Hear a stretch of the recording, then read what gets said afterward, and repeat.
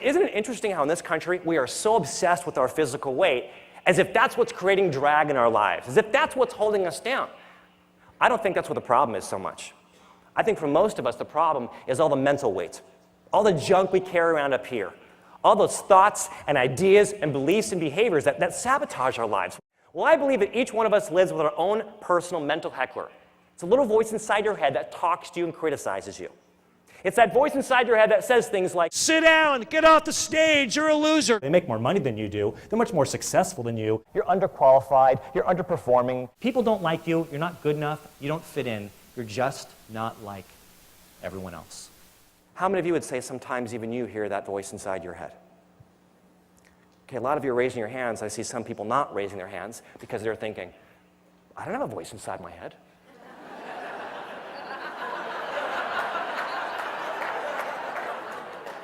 That's the voice.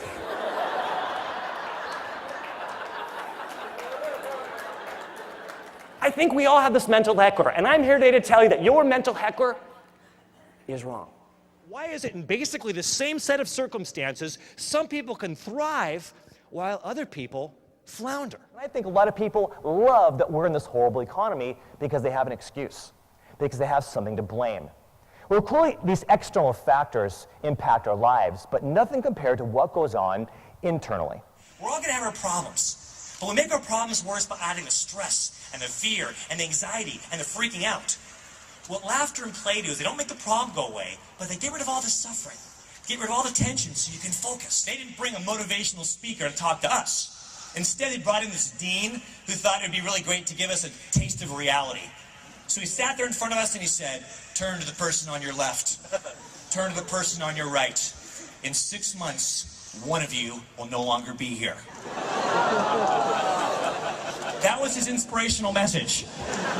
And actually, to make it worse, when he said that, I was sitting on an aisle. So it was pretty much just between me and this guy. So the goal here isn't just to get customers, it's to get repeat customers. And marketing will bring in customers, but good customer service brings back customers. And that's what we want, repeat customers. We want clients, people with whom we have a relationship. And so I think if you want to establish relationships with customers that keep them coming back, if you want to build your business, you must focus on the entire experience and not just the product. And I would say a lot of companies and a lot of individuals have no integrity when they don't take time to figure out what they're all about, what matters, when they don't take time to hold something sacred. People are so quick to sacrifice their soul. When we don't take time to identify and articulate our values, it's easy to misdirect our time, our money, and our resources. So what's going to bring meaning and purpose into your life? Some kind of goal, some kind of ambition that directly ties into your values. When I say go, I'm going to ask you to twist to your right. And I want you to twist as far as you can. Do your best. See how far you can twist. And when you reach your maximum twist point, notice where in the room you're pointing. Go. By show of hands, how many of you were able to twist more that second time? Okay. Almost everyone in the room. All right, well, this is terrible news.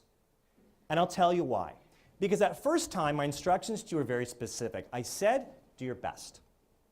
I asked you to go as far as you can, and almost none of you did. Something stopped you. And it wasn't any external factor, it wasn't any external barrier, it was something inside you. I know one franchisee who got really upset when his national office announced they were going to have a national TV campaign.